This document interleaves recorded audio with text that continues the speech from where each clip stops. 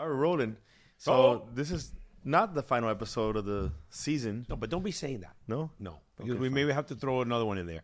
So we have a couple. We have a couple this week. We have Right. we have a Miami editor, Miami New Times coming in. Yeah, Nicole. so that's pretty interesting. That could be that's probably. But today we have a better one. Sorry, Nicole. That's what I'm saying. Today we have a Nicole's good not friend gonna of see mine, you. John Souffront. Yes, sir. Souffront, yes. Souffront. I've known him since middle school, and I'm actually very interested to see how this is going to go on social media because we share friends from when we were middle school. They still follow me. Oh, boy. So everyone's gonna be like, "Oh wow, you're bringing people on from school and stuff like that." It's gonna be pretty like nostalgic feeling. They're gonna say, "Are you doing a goddamn reunion?" That was not a bad idea. You know Not a what I'm bad saying? idea. But we want good reunions, good stories. We do, and Good this is a very good story. stories. John, for those people who may not know you, I know that you do a lot on social media as well. You put a lot of content out there, and from what we've talked, you do good work, and you do a lot of work. When I was looking through your website, which is actually very nice. Explain to them a little bit about yourself and how you got started. Well, all right. So I'm John Souffront with Souffront Construction and Engineering. By the way, I like the last name. I like the last name. French. And it's I like it. It's French. I like it. We're gonna get into that. How that French. came. That Yeah. came I have a from good story on that. Yeah, Souffront. So yeah, basically what we do. Well, I graduated FIU 2012. Shout out to FIU, brother. There was no work when I graduated. No work at all. Wow. But you There graduated as an engineer. I graduated as a civil engineer. Civil engineer. Okay. I graduated. The first thing I started doing was applying for work for business for companies. Like, no, you need 4 years experience. I was like, how do I get 4 years experience? How do you get 4 years experience? So whatever. I applied a couple times. Nobody ever called me. So I just said, you know what? I was always an entrepreneur as a young man, and me and my brother were DJs. We sold things in school, a bunch of things. We did a lot of like uncasual, a good Miami boy work.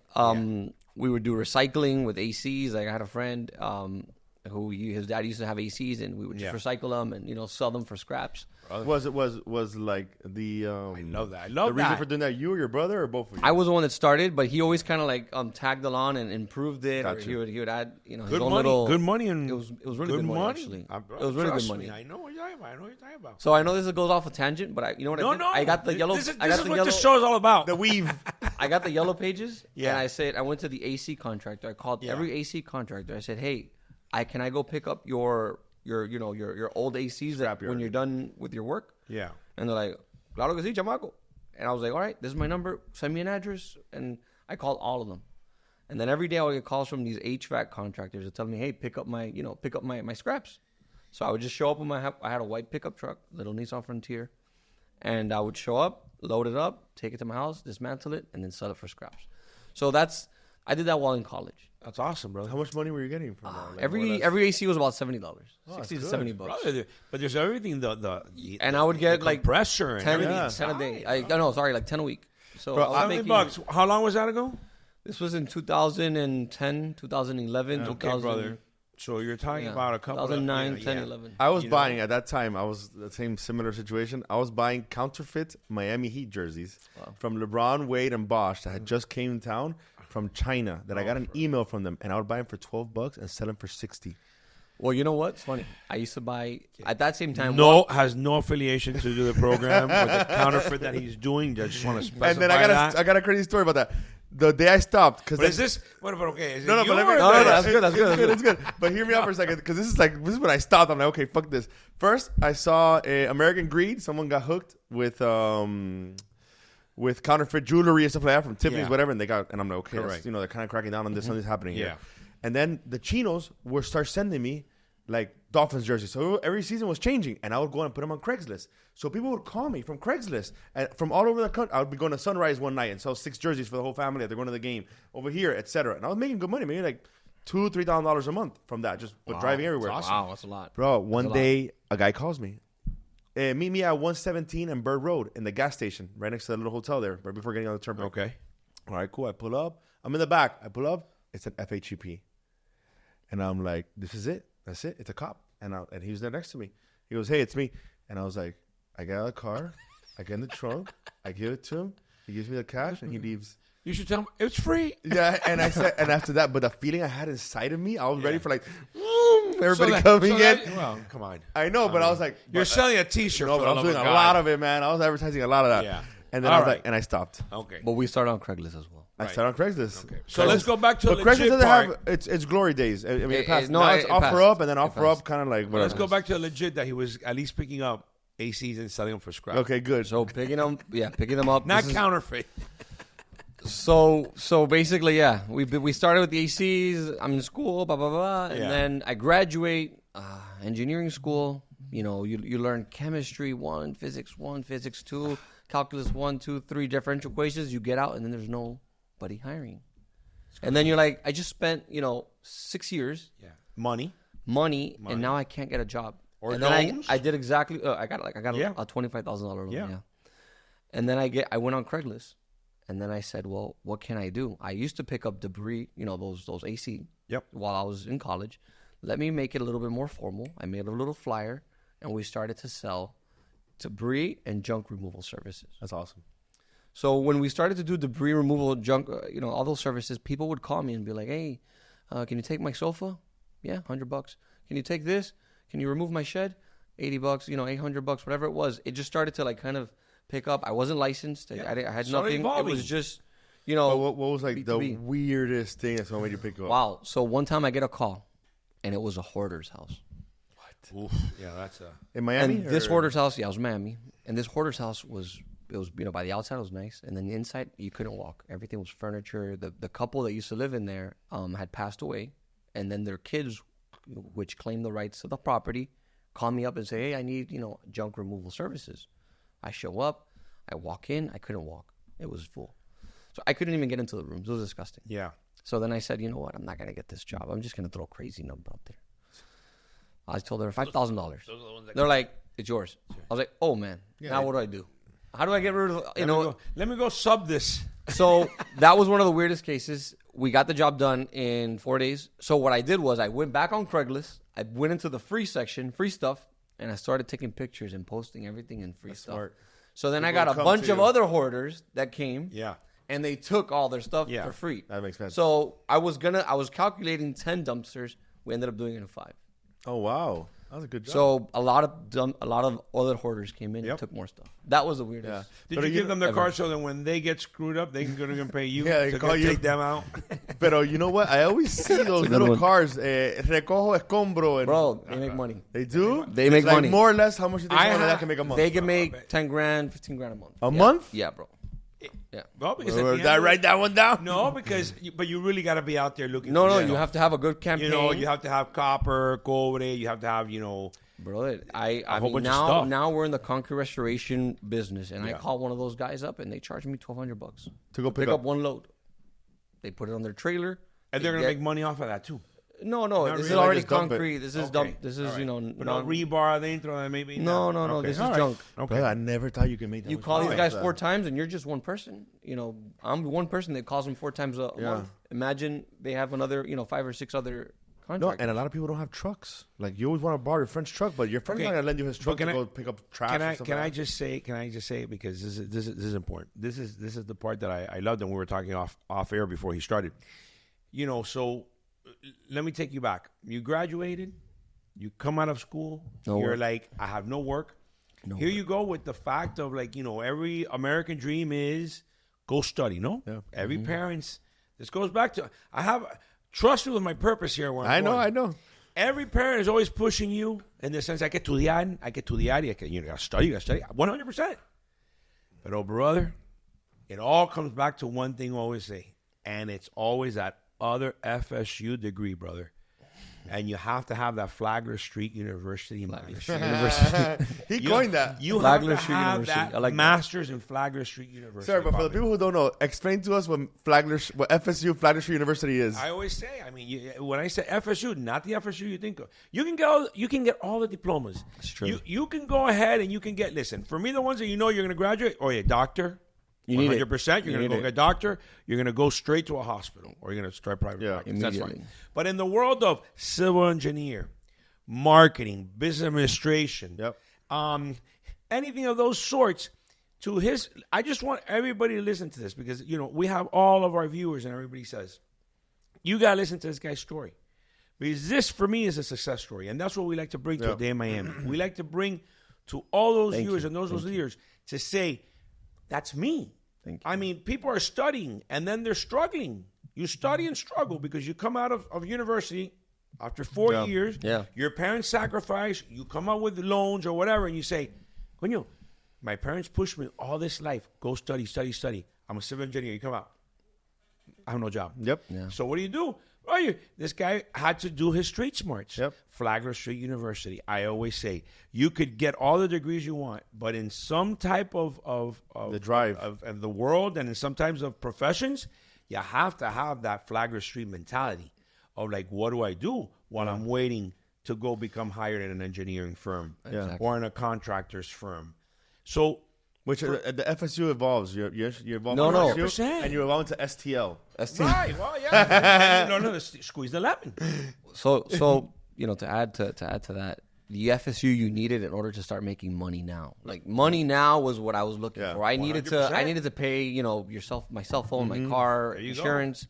So debris removal was just, you didn't need a permit, you didn't need a license. It was just, I had an ad, and my ad was doing well. I had to post it every week to get calls. But once I got that call, I nurtured that client. It went from being a junk removal to, hey, can you fix my bathroom? I was like, oh, hold on, bathrooms? I have no idea how to do a bathroom. But I'm an engineer. I went to school. I did calculus. I did physics. I can figure out a bathroom. I can figure this thing out. That's badass. So then I started talking to friends and family. Hey, do you know a plumber? Hey, do you know this? So then I would start to, I built a small little team, and then obviously, you make mistakes. You bring in that handy guy who makes you look bad. And then, trying to save money and, maximize profit. So I learned very, very early that, if you want to get a job done right, you got to hire professionals. But obviously in that Craigslist stage, in that Craigslist phase, you do hire a couple of bad apples, and you learn quickly from that. Yeah. So that was one way that was how we got money now of junk removal. When I was doing junk removals, it led to a demolition, it led to a renovation, and then I said, well, I need to get licensed, and then that's when I got licensed. In order to get licensed, you need to study for a test and all that. Yeah, stuff, I had to take a state test. How long does it take, more or less? So the state test, I took like 6 months. No. 2.5 months, almost 3 months studying. State license for what? What are you doing? I got my first, my state license was for a GC. For GC, correct. So I got the GC license. Right, but I think you were thinking, but to your point, here I was talking about the license. In the sense of like all the things you did to get to that point. Yeah, you know what I'm saying? After being graduated already from FIU.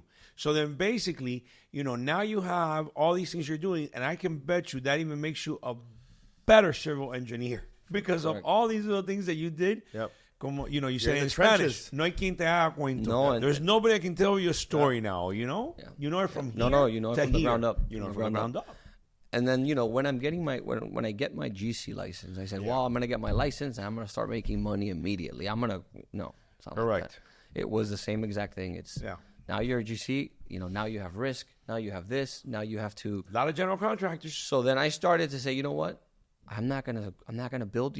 Everybody wants to get a GC license so they could build a building or they could build a brand new home, and that's not the route I went in. And I decided to just focus on one niche, which was one service, and specialize in that. And it was at the beginning demolition, and then one time I was in a demolition project, and there was a guy that he had a little tank of water, and he was spraying the ceilings, and while I was demoing the whole thing, and looking like a badass, and this guy's just removing popcorn, bro. Yeah, popcorn removal. Yeah. So I saw this guy removing popcorn, and then I said, "Hold on, how much you charge for that?"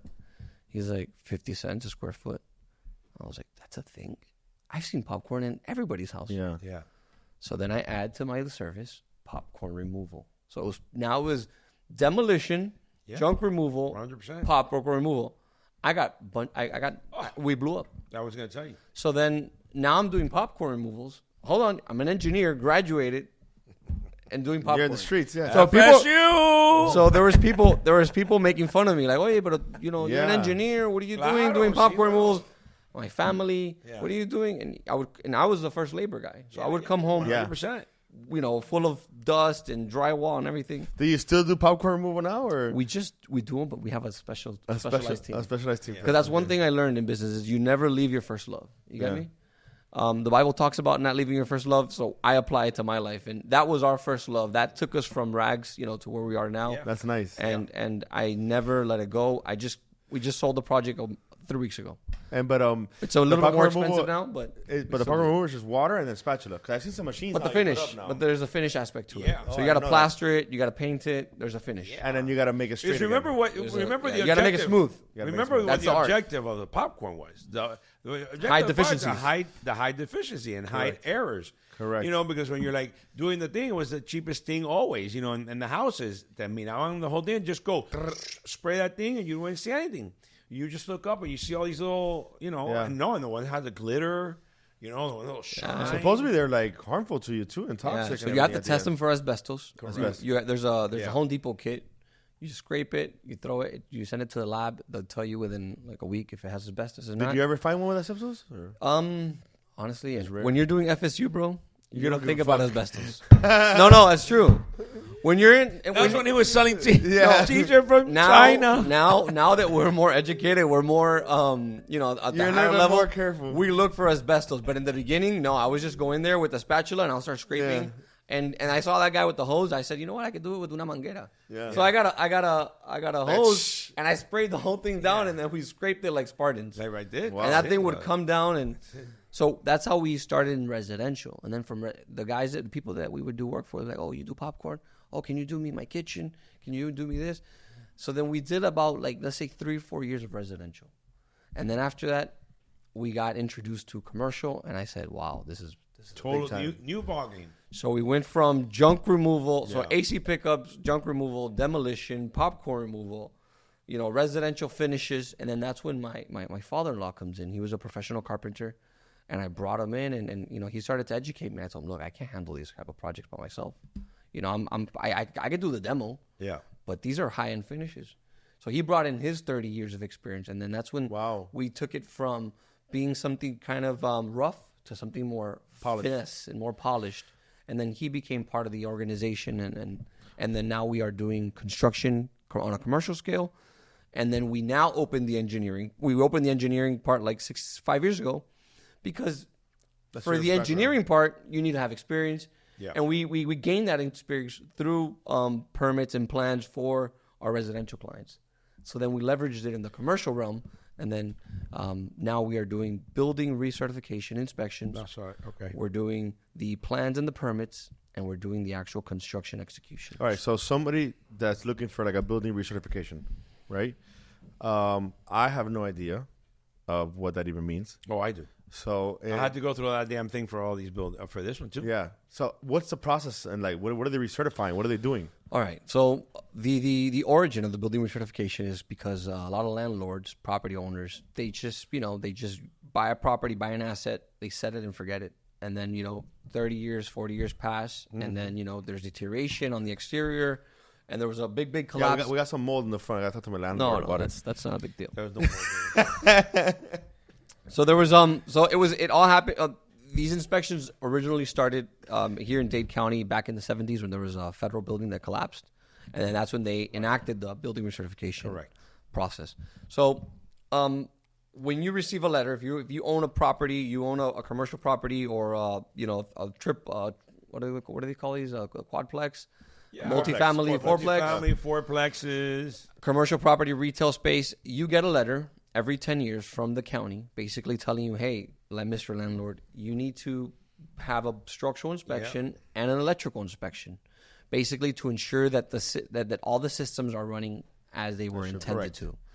And that basically, and the process is you have to hire an engineer or architect, but more engineers focus on this because there's a structural aspect, electrical aspect, architects. There's not that many in the space. So basically, as engineers, once we built up the brand and the company, and we positioned ourselves as contractors, engineers, we started to provide this service. And basically, every 10 years, you have to hire an engineer or an architect to inspect your property and basically run through a checklist that the city provides and make sure that all the components are safe. So they call you, you come with your checklist, and the engineer has to come in and really inspect the whole thing. I started originally myself. I was one of the inspectors, I would say, for the first 3 or 4 years. And then now we have, 6 engineers in our office, and we have another 4 engineers remote. So they call us in. One of our engineers goes on site, and they basically conduct the inspection as per the city guidelines. And basically we create, we draft out a report. And in that report, you see your deficiencies. Yeah. You see what you need to get fixed, and we sometimes put in recommendations so you can kind of future-proof the building. But one of the things that makes us different than most of the companies that are out there is we have that construction experience. So that what we were talking about earlier in the program is we bring in that estimating aspect because we know what it costs to repair a column, to fix a beam, because we've been in the trenches. So we can go in there, say, this is what we found, and this is what you need to do, and these are the steps. If you need our services, we can do the permits, we can do the plans, and we can do the actual build-out. So we put it in their hands so they can make a decision. But overall, we usually save them about 20%, and it's just easier because we add a lot of value. Well, listen, at the end of the day, I mean, you need this because there's so many people. I'm not going to go down the list of all the buildings that have had problems because maybe they were not, No, there's been a lot. And after engineering is what happened in the famous thing of... and after Surfside, that's when the city got really strict. Yeah. After Surfside, unfortunately, the cities got real strict. They added dedicated teams to their review processes. And, when the city got super strict, a lot of the engineers that were doing these inspections as one-offs, they said, hey, hold on. Yeah, I'm not going to do this because a lot of these engineers were signing and sealing without ever even going to the property. I didn't want to say that, but you're right. So let's just say that, a lot of the smokers and jokers left the marketplace. Yeah. And the people that were doing it the right way, that were documenting, that were going underneath the crawl spaces and looking at the subfloor, those are the people that stayed because they weren't scared. They're like, no, we're doing it, in compliance. Yeah, because imagine if that was done, the amount of people that could, you could have, saved. Or that was actually one of my questions to ask you about, like, what your thoughts were on that. Because it's crazy in the sense of, like, when you're seeing that and then things happen later. Consequences. In parallel to that, what are your thoughts about when you saw the FIU Bridge fall? Like, what did you think as an engineer? I was a young engineer at the time when that happened. I didn't have a lot of, value to give. I didn't have a lot of perspective. But now, looking at it from a more mature point of view, I think when there's buildings that are being, I think they were post-tensioning it at the time. I think there should have been like a close-off or, closing off that street. Yeah. When you're tensioning a bridge or any kind of thing, I think you should close it off or wait till nighttime. Do a nighttime operation. No. Close it off completely. Yeah. See, another moment, say close off everything else here in the streets. And just I-95. Put some guys with some signs. Give us 10, 15 minutes. That they post-tension it. They wait. Then they allow traffic to go through. What is post-tensioning? Like they're putting stress on it? Post-tensioning is when they have these hydraulic jacks that tighten up the reinforced cable that's inside these beams. So a lot of these beams that are oversized, they have post-tension cable that runs through it, and they get strained. They get basically tightened. The tighter it is, the more rigid that structural element is. So they were probably tightening it up from what I heard on the news, and I think that it snapped to the point where obviously it collapsed. So I think that could have been probably, again, I was recently graduated when that happened. I didn't. I was like 5 years ago. I don't have too much, and I don't know what the back end information is, but I think they should have maybe done some traffic control on that. Yeah. But to that point, I mean, this is, everybody wants to find out. Okay, so exactly what does an engineer really do? Yeah. Okay, so I had that question too when I recently graduated. I didn't know. They don't teach us too much about that in school, believe it or not. They give you a lot of theory in school, and then in the last year of engineering school, they put you to do a lot of projects in groups. So when you come out as a young graduate into the marketplace, you're having to learn things. You're like, what am I supposed to do? When I apply to this company, it says traffic engineer. Am I a traffic engineer? I took a traffic course. Right.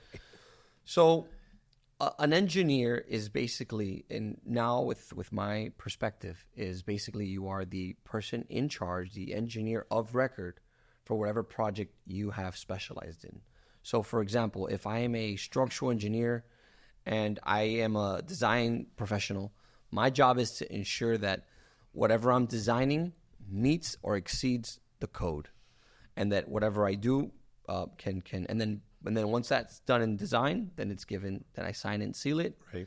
Turn it over to the contractor so they can execute the work on it. So we're basically like the architects of the technical stuff. The architect designs the building, the aspect, how it's going to look or how they wish it to look. Right. And the engineer comes in and says, based on my calculations, we can only span the windows this much, or we have to have a column every seat in order to meet your design. Or if you want to have it bigger, we're going to have to do a deeper foundation. Yeah. Deeper foundation has more cost. How do you want me to design it? So we play a design role and a technical role, but ultimately it's I would like to call it a physician of a building. That's a really good way to call it. It's the truth. That's very good. Physician of a building. So is it like natural to you now to just look at everything and be like, okay, this is here. This it is very natural. Well, you go around and see defects. I saw a violation right now just coming up. I look up. Oh, that's a violation. Not in this building. I travel and I was in the Panama Canal we were on a cruise and we were going through the Panama Canal and all I saw was rust, spalling, cracks. The whole canal was just deteriorated. Are they going through a whole renovation like that? Well, when I went, this is 3 years ago, it was completely deteriorated. There was like some, and I was like, "Wow, this wouldn't have happened. None of this would pass inspection." Yeah, if it was to well, US that's why you're in standards. South America there. So yes, to answer your question, everywhere I go, I start seeing things. I mean, this building looks pretty good. Thank you. This building, we got certified. We got recertified. We passed. And no, it looks what good if someone does not pass the recertification? You just got to fix the problems. And you got to fix it. Oh man. Yeah. Have you had situations where like a building has to be condemned? No, yeah. It's bro. What's like the worst situation you've had of making a building condemned? So there was this one building that was inherited by some children. Their father owned it, and he was aging, and he said it and forget it pretty much. And then he passes away, and then his daughters obtain the property. Yeah. It's like 3 women. And they just call me and say, John, so look, I inherited this. I got a violation from the city saying we haven't done an inspection. What do I do? I say, well, the first thing we need to do is do an inspection. So we go do an inspection, and the entire subfloor is deteriorated with termites. And there's people living in it. It's full of tenants. Wow. So it's a matter of 2 to 3 years for this thing to fall down, like in sections. Maybe not all at once, but in sections, like the kitchen area might collapse. Matter of time because it's deteriorated. Yeah. So you walk into these things and you look at the owners and you're like, oh man, she just inherited a big problem. So what do you tell her? Well, as engineering professionals, we just go through our routine, we do the inspection, and then we sit down with them and say, hey, look, this is the condition it's in. If you want to take this, if you want to bring it up to standard, this is what you're going to be looking at cost-wise. This is just a ballpark estimate. Yeah. You're more than you're free to get estimates from wherever you want, but this is the range you're in. And sometimes when they hear the number, it's overwhelming. It's sad because I thought I had an asset, but now I have a liability. Yeah, that's what I was saying. So you go into those situations. I would say we see at least 4 or 5 buildings that are condemnable a year where we tell them, hey, you have to evacuate this. Wow. Like, nobody could be in here. That was one of them. Wow. And they removed everybody on the second floor, and they removed everybody on the first floor without city intervention. Yeah. They did it on their own, right?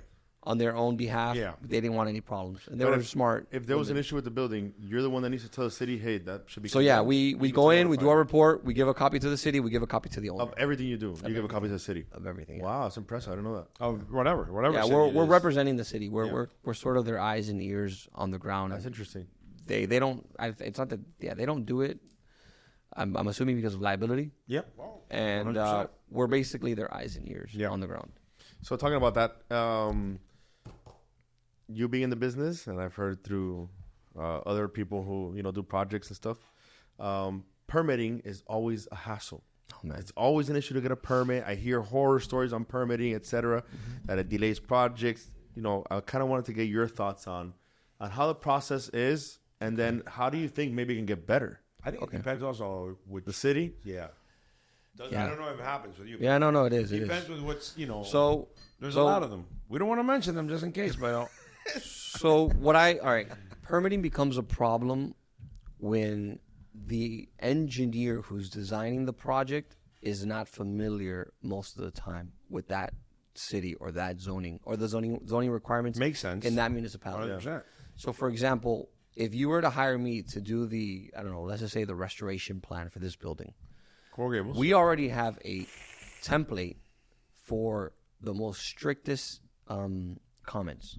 So because we've been doing this for many years, we've built up a very strong template that addresses all the very strict requirements from the Florida Building Code to the Dade County codes and to the city code. Right. And we kind of we've fed that template to the point where all I have to do is change the address, change your folio number, and basically put your building there and obviously identify the deficiencies and the structural details. Yeah. Or structural repairs, assuming it's a structural job. So basically, I'll submit my project. I might not get any revisions. I may get one, and it might be an admin revision saying, "Oh, you forgot to label this sheet S1 or S2."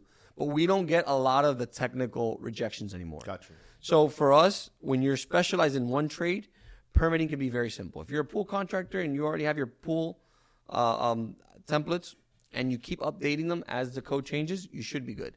Now, where I see problems, based on what Eddie was saying, was when you're a global engineer, you're based out in Central Florida, and you're doing a project in South Florida, you're not familiar, they don't recognize your name. These plan reviewers, they'll see the name and they'll be like, I've never heard of, Gregory Bass, for example. So this guy. Be more detailed so they're going to look at you. They're going to look at everything. Oh, he missed, the illumination thing. He missed this. He missed that. They know the people they're working with. Yeah. So in other words, if it's him, they know the quality already. Gotcha. They see it over and over. Yeah. The name gives the quality. Yeah. But to his point, somebody Pepe Mago, now that happened to us when we started pulling permits. We would take 3 to 4 months to pull a permit because we got so many revisions. So we would submit it. We get a round of revisions. Boom. Submit it again. Second round of revisions. So then what I said to get back more revisions. Yeah. So then that was my solution. Is, hey, I can't be wasting people's time, bro. Yeah. So we created a very strict template, and we call it the master template, and it's specialized for this. If you have an electrical panel, I have a template for that. Yeah. You have a concrete restoration, I have a template. You want to install a kitchen in your house, I have a template for that. Right. That covers all the code requirements. That's impressive. So we've in my engineer mind, that's what we do. It's like cookie cut things. Yeah. So it can be speed. So we can speed through it. Systems and processes too. That's where you can scale most. Because I don't get paid until everything's approved and executed. So I got to shorten that time frame. So we can maximize. We talked about that earlier. If you want to ask him. The which one would be the time frame? No, the Miami special. Oh, the Miami. Oh, the Miami special. Oh, that's everybody in Miami. Everybody tries to cut, which every which way possible, and at the same time you cut, and then listen. I built a house, my own house, and thank God that was. So you've been familiar with that? No, I'm lucky. The Miami special. I'm lucky because I had the best person in the world. GC was my best friends in the world. That's amazing, and was great, but. I know so many people that are not that lucky. There's people that have been ripped off hundreds of thousands of dollars and stuff like that because it's people that just come in and want to cut. Yeah. There some of these other GCs give other good legit GCs bad names. Yep. Listen, I can tell you right now. What am I going to say? But I've been in phone calls last week. 2 people telling me, "Hey, I need Manny, brother. I need a GC. Why? The place that I started." I don't know where the guy is. The guy's gone. The guy's gone. And he has everything left. So here you are, because the purpose of getting that general contractor is that person that you want just to go ahead and take all that headache away from you, and I'm going to take care of it. You just got to pay me, but what's your dream? I want this to look beautiful. Perfect. That's what I'm going to do. So then when you have all these obstacles, all of a sudden these people now pop up, and all of a sudden you gave this one, you're doing this, and they disappear. Brother. That's crazy. Okay. That's crazy. You know what I'm saying? And how do you? I'm sure you have hit horror stories. I've had to be the second choice after a Miami special. Savior. So Saviors. Yeah, the Saviors. Savior. For those people who don't know, what is the Miami special? So the Miami special is a term that was coined by a friend of mine's. Actually, my brother-in-law. He came up with that name, and he just started saying, "John, have you received the Miami special?" So basically what a Miami special is, it's basically when you hire a contractor or a so-called contractor, right? Yeah. He says he's a contractor. and you tell him, hey, I want to do my kitchen. You give him a deposit. He comes in one day, and then the next day he'll never come back. Oh. And then you're calling him, and now you're negative whatever your deposit was, be it 20,000, 30,000, 50,000. You put one counter and you're gone. And basically then what happens is you start to call that person, they never answer. Then you start researching on them, and they never existed.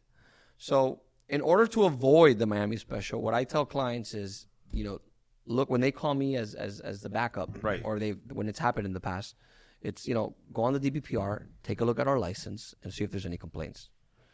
Go on Google from a social point, check out our reviews. I can send you a list of references, but more than references, I can send you a list of completed permits in the last 6 months that we've fulfilled. Yeah. So I'm giving them a lot of insurance and strength that, hey, if you were to go with us, we're not going to do a Miami special on you. We're going to give you whatever we committed to. So, also the Miami specials are very obvious a lot of times. Just people, they're so excited to get the project started that they don't ask for a proposal. They don't ask for a contract. They don't review the terms. So I would say that it's important that you at least, for example, a lot of times people don't hire us to do the work because they want to go somebody else. But they say, John, can I at least pay you 2-3 hours so you can go over this proposal? Yeah. I'm willing. Take a look at it. Take a look at it, John. Look, it's a proposal. It was given to me by this company, and I'll do some research, and I'll say, you know what? Why don't you go with, they'll send me 3 bids or 4, and then I'll say, why don't you go with this person? Based on the way I can interpret the language, it's very clear. They have a clause for what happens in the event I find this. Right. So I love it when there's transparency. And I've helped out when we can't take on the job or when we weren't hired for the job, because sometimes we're the engineers. Right. Yeah. And then we get hired as the engineer and the contractor. But when I don't get hired as a contractor, we like to be unbiased and hey, look, this might be the best option for you. Right. Because at the end of the day, it's awesome to make profits, but we're in this for the long run, and it's about relationships. Yeah. Everybody here talks. Everything is about relationships. So the Miami special can be avoided if you do a little bit of homework. You check out their DBPR profile, see if they've had any complaints. Check out their Google reviews. Ask them for references and ask them for completed permits. Yeah. Listen, sometimes under their names. Sometimes that's in the real. I was going to get to that now, but go ahead. But that's good in the real, in the sense of like persons that really want to do. Unfortunately, there's some people out there that can't afford the good GC. So they'll go with some guy the handyman guy that they said, that guy's good. Es bueno, resuelve. Because those people don't have then that luxury of saying, go and investigate. Know. And then sometimes that handyman just starts putting the wire, you start turning on this, and the dishwasher turns on. You start putting on this, and all of a sudden the sprinklers go off. And there's good handymen. Look, there's good handymen. No, listen, I agree, but that's my point. My point is that even with those handymans, you need to get some good referrals from that little handyman and say, oh, this guy knows what he's, doing, because te puede salir caro la cosa, the thing. The thing is that handymen were originally meant to, like, hey, connect your dishwasher, put up a cabinet. And they ended up going into the construction world. Yeah. Yeah, no. So that's where the problem unlicensed. happened. And sometimes they could do it better or equally as a licensed person, but they're not licensed. So in the event something happens, you got a violation on your property. Yeah. When you go sell it, unfortunately, listen. And again, I know how people here are on our show. They're gonna say, "Oh, there's nothing wrong with a handyman." Nobody's saying there's wrong with a handyman. No. Just go find yourself a reputable, a good reputable handyman, and who knows his limitations. Correct. I think that's probably the biggest problem. Who knows his limitations? Then there's someone that say, "No, wait. All this is not turning on. I'll figure it out." The guy all of a sudden, because they don't know. So then I'm just saying, you gotta play it correctly. Have you ever seen like an accident or something on a construction site or any situation? Thank God on our job sites we've never had any issues. There was a foundation company who used to sub us. I think they'll give us work when they couldn't do it, and they had an accident where they were doing a crawl space inspection. And when the guy went in there with the suit, he was doing his inspection. He got electrocuted by a 240 cable. Ooh. And then I was their sub. Well, I wasn't their sub. They would just give me the job. They would just be like, "Look, John, we can't do this job. You take care of it." And I would hook the sales guy up with something because he's a sales guy. Right on you. So after that happened, I ended up investing in. I said, you know what? We can't be going onto these crawl spots either. This guy just died. So I invested in a $4,000 crawbot. It's like a little drone.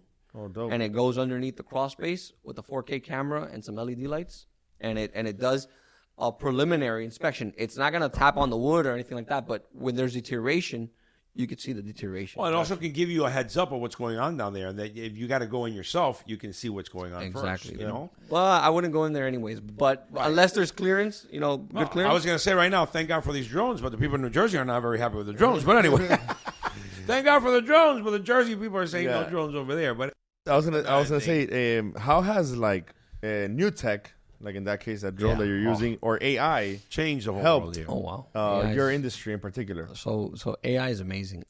Again, you have to be a smart prompter. Yeah. To use AI. The way we've used AI in our business is, for example, when you're doing a proposal. So, for example, you call me over, hey, John, I want, a brand new patio with 2x4s made out of, this type of wood. I can get all that information, prompt it into, let's say, a chat GPT. Good estimate. Give it those parameters, square footage, size, the materials we're going to be using, and it'll just generate a detailed proposal. Obviously, you have to go through it and see if it's right, but it just saves time for proposal writing. You still have to make sure that it meets what you're going to, of course, be able to do. Exactly. So AI has been a game changer in that, because I can, for example, get a new intern and say, hey, look, this is, I want you to generate me a proposal on, let's just call it tile removal. And he'll prompt it, tile removal. He'll set up the whole thing, and then I'll just review it and say, look, remove that. We're not going to use that thin set. We're not going to use, these spacers. So it kind of just does a lot of the wording for you. So that's one way we've used it in proposal writing. But you gotta know how to prompt it. Yeah. So another thing there's another software we use, and that one has it's called Company Cam. They're not sponsoring this video, but Company Cam, basically they have an AI. Shout out. They have an AI engine. So you take a picture of something, and it could identify what's in that picture and then write a comment on it. So, for example, if we have one of the engineers, he's on site, he sees a transformer that, basically he's not familiar with it, we'll take a picture, and then AI could basically read that picture, that image, and then give us references or links on where we can find more details and more specifications. So it gives us more information when we're on the job site and we don't know what we're looking at. We can take a picture, and then obviously AI searches the web, and it looks for similar looking attributes of an element, and it gives us more in-depth knowledge. John, what is the biggest way you get referrals? Is it via other subs? Is it people, just other contractors? Is it just companies? You and I started talking about that before. So the way we started to, when nobody knew us, and this is, I think, it happens to a lot of people. When nobody knows you, nobody knows who you are, nobody knows your values. What I did was I created a landing page on a WordPress site. I learned it off of YouTube, and I started to mix and match. And I went into my engineering brain, and I started kind of structuring something that was decent and user friendly. And we created something. It wasn't the best, and I had to hire professionals to tweak it after that. And then basically we started doing some Google ads at the beginning. Nobody knows you. Yeah. And then you have to learn how the Google ads work. So, it took a couple of months learning that. And then basically after you start making contact with potential clients, that leads turn into, they convert it to clients, and you do good work for those clients then refer you. For you. And we've been very blessed to be referred. At the beginning, I'm not gonna lie to you, we weren't always referred. Like, I wasn't always, polished as we are now, but I would say my first 2 years, I wouldn't get any referrals because I wasn't doing. I was trying to going back to getting scraps. I was trying to. No, but I got to be honest. We weren't the best. I mean, I would do work because I needed to. Yeah. I needed to get paid. Right. So I was doing your project, and then I was somewhere else, using your deposit to do somebody else's project, which was not. It's not the proper way. And then I had a very wise man come to me, who today is my partner, Guillermo Moreno. He told me, and he's my father-in-law, pastor, and he told me, John, when you get somebody's deposit, that money's not yours. That money you need to put in an account and not touch it. And I said, what? But then how am I going to, live? And he's like, I don't know how you're going to do it. But there's a principle. That money's not yours. You get paid at the end. That's for the employees. That's for the equipment. That's for materials. That's not for you. And I remember that was like that was like helps you like super. It was a horrible, message. Right. You wanted to hear something like, "Oh, use 20% and then you live with 30." Yeah. No, he said, "None of it's yours. Yeah. You get paid at the end." But when that set in, I said, "Then you know what? I'm going to try this principle out." And then when I tried that principle out, what it created was efficiency. Yeah. So I was closing the projects faster, so I can get my payment quicker. And when I got my payment quicker, then I was able to enjoy it. Then that's when we started getting referrals. That's a good point. Because referrals came from me executing as efficient and as best as possible, so I can get paid. And they would see no bad reviews. Everybody's saying this guy took my deposit. Yeah. Yeah. No, we never took anybody's deposit, but it was that created referrals. Correct. Yeah. Correct. Just delivering on time, on budget, and I mean that's amazing though. I mean that's usually what everybody wants, on time and on budget. Yeah. You know? So like I want to say this right now. So any of those viewers out there of ours that have multifamily buildings or something, they need recertification. You're the guy to call. We can help them. Yeah, we can add a lot of value. You know what I'm saying? Because we have a lot of people here that they're driving and they're listening to our podcast. Yeah, I know those people have a lot of. They have all this property and some. Listen, it's funny because when it came down to recertification here, it just creeped up on us. Like all of a sudden, you don't boom, expect it. And then all of a sudden I had to scramble. Wait, what do I know? How much does the recertification cost, more or less? Average. So, our starting fee is probably like $3,500. Okay. Like the smallest building. Again, it's a structural inspections, electrical inspections, a thermography inspections, illumination. So it's like a bundle. So our smallest fee is $3,500. And it takes how long? You could take maybe about 4 hours, 5 hours on site for a small building. Gotcha. For right now we're working on the Marriott. That was 4 days.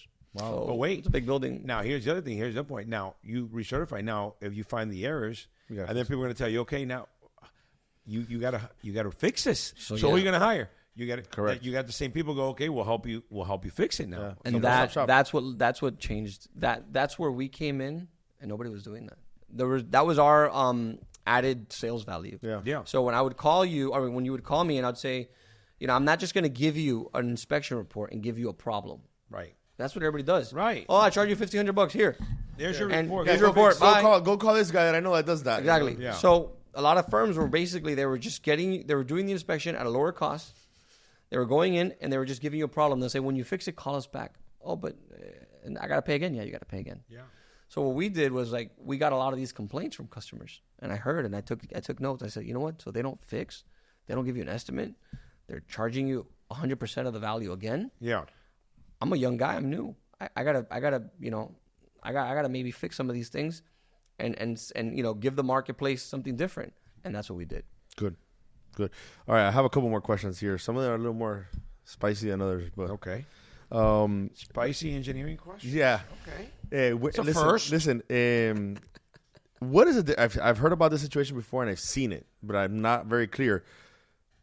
That you get someone that goes to you, but they use a GC's license to do the job or something. Like they're using somebody else's license to work. It's a qualifier. Like how does that work, and why is it done like that? So, and should that even be legal or not? No. In the state of Florida, and there's two ways to do it.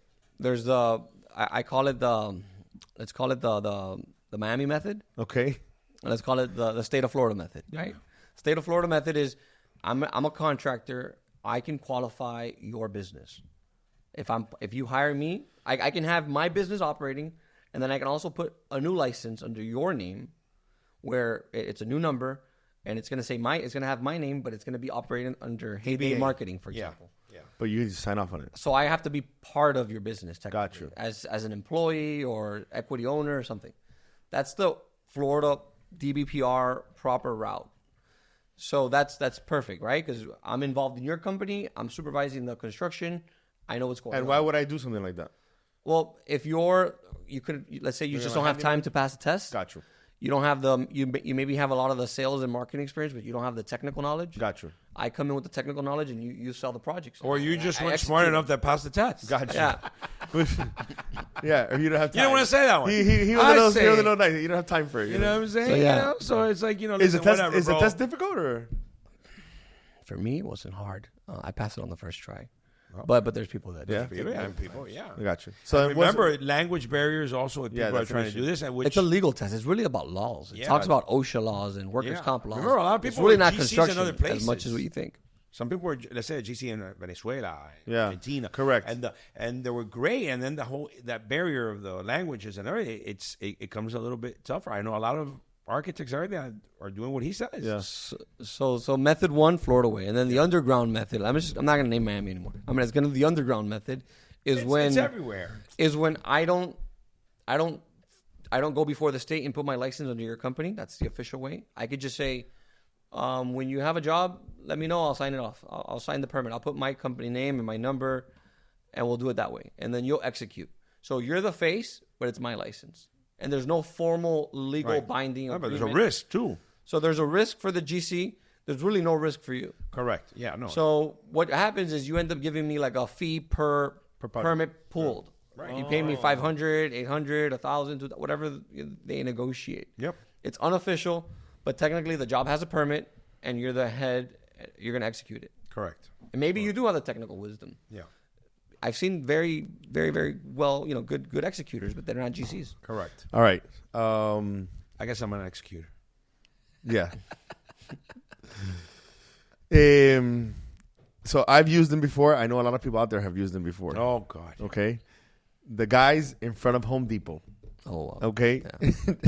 I used a pair once to put some floorboards. You're talking about the beep, beep. Yeah. ¿Cuánto? Get in the car. ¿Cuánto? Like, 150. Yeah. Oh, yeah, I've used those. Yeah. So, nothing bad with that. Nothing bad. But number one, I hear they've gotten more expensive now than they used to be. People are used to like a cheaper price. Yeah, well. And number two, it's like a disaster. I've heard people who've had disasters. Some of them won't even get into a car. And if you tell them, ¿cuánto? 150. No, 100. No. They'll sit there. Yeah. And they don't care. Now, you got to praise because they're out there trying to hustle. No, I love that. Look for work instead of asking for money, correct, somewhere else. I praise it.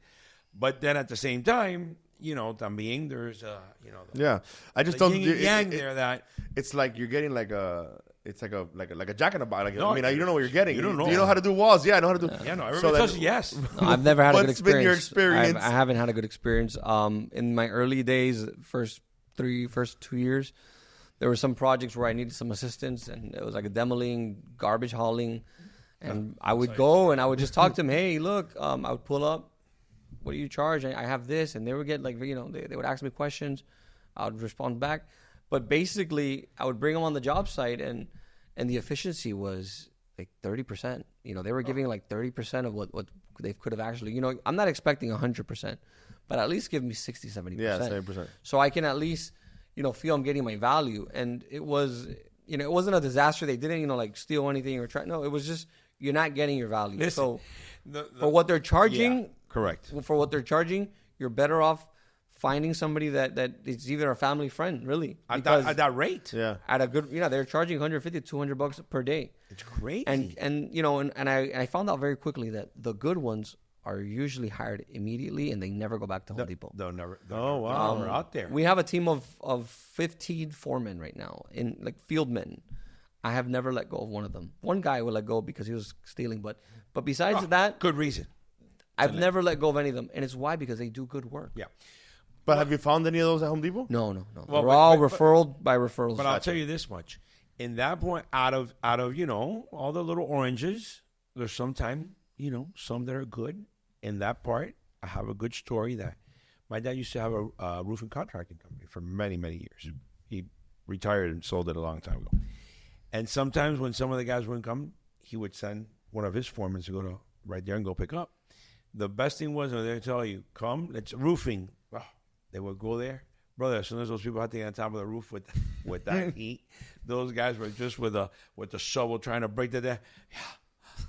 It's hard, man. They dropped the thing and they just left and they go, you don't even have to pay me. I'm out of here. Yeah. I'm not doing this easy, man. at all. They would leave. My dad would say, hey, dale, tú no puedes con esto. Bájate. No, it's hard. Labor has become a commodity. Yeah. So brother. We're really happy with our labor team. I mean, I praise them a lot. These guys they go above and beyond. We pay them very good on time. I treat them super good because they are the backbone of our business. Yeah, man, that's huge. That's huge. That's what it is. They go unnoticed many times, but they're amazing. Yeah.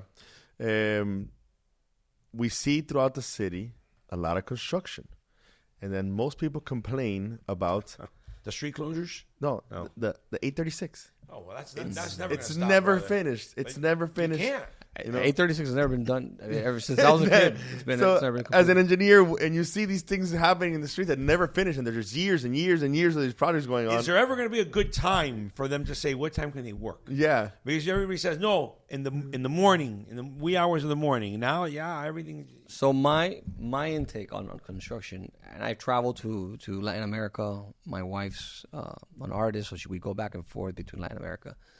And when you come back to the States and you see our highways, you will appreciate. You're going to be like, thank God we have active construction I agree with and you, things are moving forward. I agree with you. Because I've been, when you do that back and forth and you come back and things flow here. I mean, believe it or not, they flow. Yeah.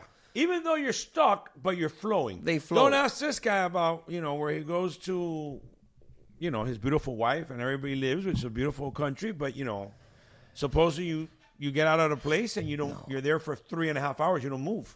Yeah. So you know what I'm saying? So, I mean, come on. With FDOT, which is, the State Department that controls highways, I think they do a good job. When we were in school, we did a lot of internships with them.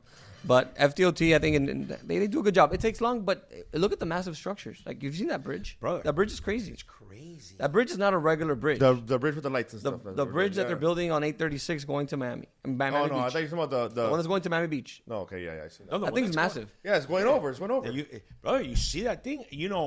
I hate to say it, but after the whole collapse, I go to that thing and I look at that. I try to accelerate, because I don't know that damn thing. I mean, have you seen the wideness of the columns? Huge, it's massive. And you look at it, it's amazing though. They put like this big like metal machine above, and they go step by step, extending it. But here we go again. The bigger you get, we're a metropolitan city. Yeah. It's just going to be growing. They're ahead. Thank God they're ahead. Yeah, thank God they're ahead. They're ahead because a lot of countries wait for that collapse to happen to then implement. Here they're always like future proofing highways, which is amazing. Yes. Yeah, like I go to Bogota and the infrastructure is terrible. I'm going now. You go to Bogota too? I go to Bogota all the time. I'm going out for my wife's from Bogota. Yeah, my wife too. She's from Bogota. Bro, this guy. Same school, same cities. And we go now. I leave the 24th over there, and I go like 3 times a year. Oh no, you gotta. No. Bogota's collapsed. I know. Collapsed. So it's like I don't even want to go anywhere. Like, just stay at the house. I go play basketball. Go to it's just bumper to bumper 24/7. There's not like a good time. I'm gonna recommend you my driver. This dude is amazing. Look, I swear. He's getting excited now. No. I have a driver over there. His name is Miguel. Does he fly? No. But this dude, he knows. Gets you. Is that the scooters, right? He knows the back roads. And look, we were there for a month. 2 months ago, we were there for 1 month. That could be scary in another country when they tell you the back roads. No. This guy goes through the neighborhoods. He knows los atajitos, and I love it. All of a sudden, 4 motorcycles. No, and he's I've used him for many years, and he's really good. Yeah, but give me his info. I could always use him. No, because I hate driving over there. But my mother-in-law drives us around and stuff like that. And she I assume she knows. But trust me, no. My wife's grandfather used to drive us. It's not the same. These guys, he's meant for that. He's designed for traffic. Yeah. I mean, that's pretty much it for my questions. Well, before we go, I want to say this. I think it's important. I think no, you can ask that. You that's your restaurant question. That's I'm not. I think what's important for me is for all the viewers and all the listeners. I think it's. I always say this. What we like to bring to our program is regular day people. Awesome. We'll bring regular day people. We'll bring in politicians. We'll bring big time people as well. But we like to bring success stories that people out there that are studying, people that are in FIU, people are in another in Miami-Dade, whatever college, university, wherever you are, and they're studying. It's not only the fact of studying, get your degree. You got to get out there. You got to have hustle. And you have to have hustle. And before you even do that, start interning in places that you can learn all these places also. To your point, when you started this program, you graduate and people say, you have experience? You said, what the hell? I mean, I was studying for 4 years. You don't have an internship program? Right now, we just started one. Right now, we just became partners with FIU to start hiring through them. Yeah, we have an active internship program. Through Handshake? You're using Handshake? No, I go directly.